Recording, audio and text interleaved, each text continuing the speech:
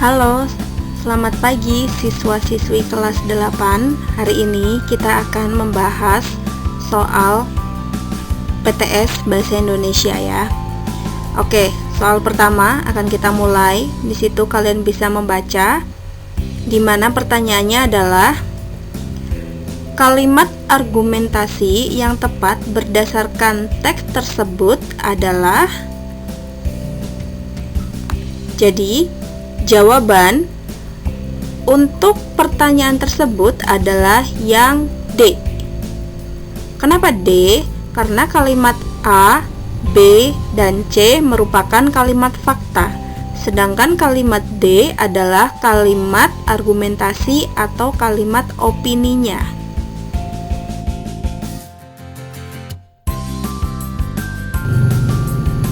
Oke, pertanyaan berikutnya. Berikut ini kalimat persuasi yang bersifat tersirat. Tersirat itu artinya tertulis. Berarti untuk jawaban yang benarnya adalah yang B. Karena kalimat A, C, dan D itu adalah kalimat persuasi tersurat. Sedangkan kalimat yang B adalah kalimat persuasi tersiratnya. Tersurat di situ bisa kalian lihat ada kata jangan, harus, dan sebaiknya. Itu kan sudah tertulis ya, ajakan di situ. Oke, kita akan bahas ke soal berikutnya ya anak-anak. Kalau tadi sudah persuasi yang bersifat tersirat, sekarang persuasi yang bersifat tersurat. Pertanyaannya, berikut ini kalimat persuasi yang bersifat tersurat adalah. Jawabannya adalah yang D. Kenapa pilih D? Karena kalau kalian lihat di situ kalimat A, B, dan C adalah kalimat persuasi yang tersirat atau ajakannya tersembunyi. Sedangkan untuk kalimat D itu adalah kalimat persuasi yang tersurat karena di situ ada kata harus. Jadi itu adalah ajakan yang tersurat.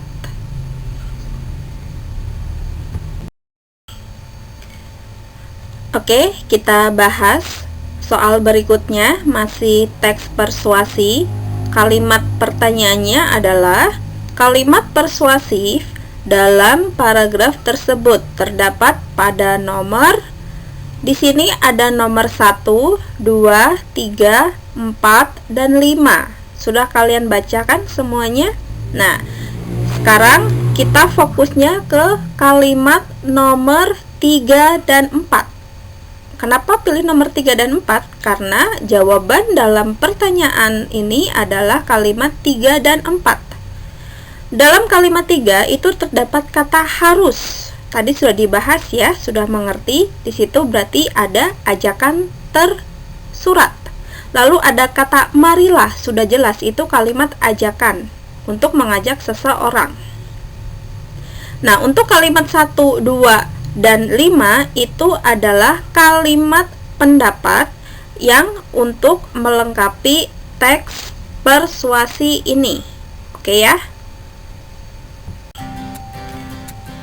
Oke, kita bahas soal berikutnya, masih teks persuasi. Kalimat pertanyaannya adalah kalimat persuasif dalam paragraf tersebut terdapat pada nomor. Di sini ada nomor 1, 2, 3, 4, dan 5. Sudah kalian bacakan semuanya?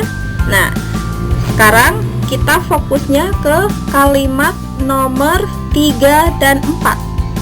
Kenapa pilih nomor 3 dan 4? Karena jawaban dalam pertanyaan ini adalah kalimat 3 dan 4. Dalam kalimat 3 itu terdapat kata harus. Tadi sudah dibahas ya, sudah mengerti. Di situ berarti ada ajakan tersurat. Lalu ada kata marilah, sudah jelas itu kalimat ajakan untuk mengajak seseorang. Nah, untuk kalimat 1, 2, dan 5 itu adalah kalimat pendapat yang untuk melengkapi teks persuasi ini. Oke ya? Oke, kita bahas soal berikutnya, masih teks persuasi. Kalimat pertanyaannya adalah kalimat persuasif dalam paragraf tersebut terdapat pada nomor. Di sini ada nomor 1, 2, 3, 4, dan 5. Sudah kalian bacakan semuanya? Nah, sekarang kita fokusnya ke kalimat nomor 3 dan 4. Kenapa pilih nomor 3 dan 4? Karena jawaban dalam pertanyaan ini adalah kalimat 3 dan 4. Dalam kalimat 3 itu terdapat kata harus. Tadi sudah dibahas ya, sudah mengerti. Di situ berarti ada ajakan tersurat. Lalu ada kata marilah, sudah jelas itu kalimat ajakan untuk mengajak seseorang. Nah, untuk kalimat 1, 2, dan 5 itu adalah kalimat pendapat yang untuk melengkapi teks persuasi ini. Oke ya. Oke, kita bahas soal berikutnya, masih teks persuasi. Kalimat pertanyaannya adalah kalimat persuasif dalam paragraf tersebut terdapat pada nomor. Di sini ada nomor 1, 2, 3, 4, dan 5. Sudah kalian bacakan semuanya? Nah, sekarang kita fokusnya ke kalimat. Baik anak-anak, kita lanjutkan ke soal berikutnya. Soalnya ya saya bacakan. Kesalahan penulisan imbuhan ada pada nomor. Jawaban yang benar adalah nomor 3. Nah, di situ sudah saya beri warna kuning atau sudah saya tandai, berarti artinya kalian harus fokus pada kata merendahkannya. Merendahkannya ini mengacu kepada Tuhan-nya. Di sini berarti harus ditulis dengan huruf kapital. Sudah jelas ya?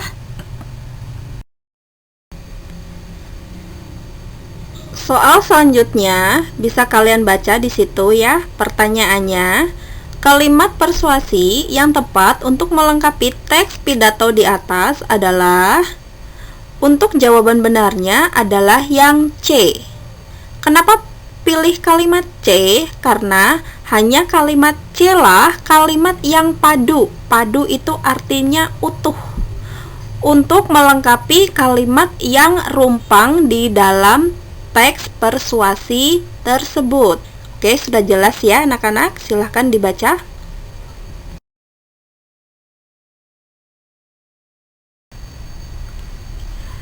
Soal berikutnya, pertanyaannya adalah ide pokok paragraf tersebut adalah, kalian masih ingat kan ide pokok? Ide pokok di dalam paragraf itu bisa di awal dan bisa di akhir. Jadi, untuk ide pokok, pertanyaan ini adalah yang B. Berarti berada di awal. Di awal berarti paragraf deduktif. Ide pokoknya ada di awal paragraf. Nah, kalian bisa baca di situ kalimat awalnya. Perkembangan zaman dan teknologi yang sangat pesat mengakibatkan sebagian remaja hanyut dalam gelombang teknologi. Berarti untuk ide pokoknya adalah yang B. Oke.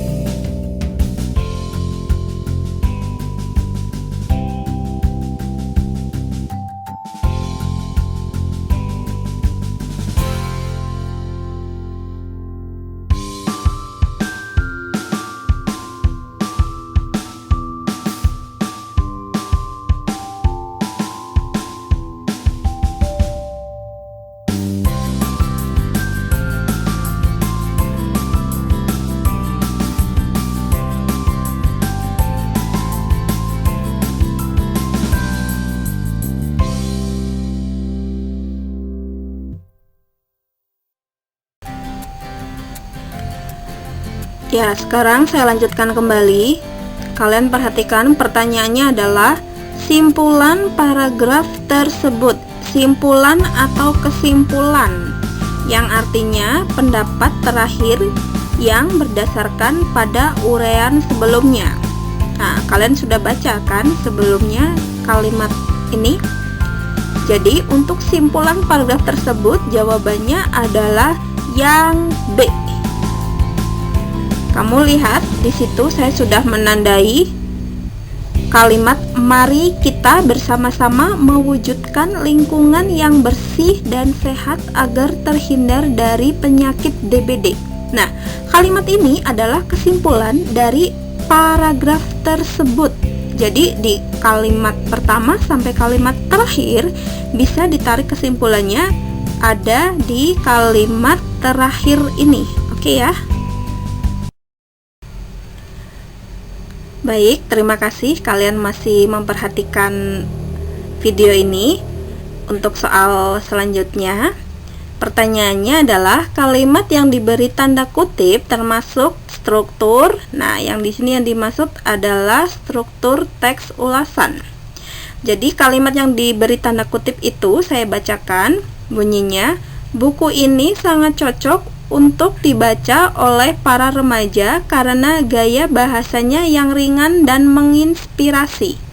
Berarti untuk jawabannya dari pertanyaan tadi adalah yang D, rekomendasi.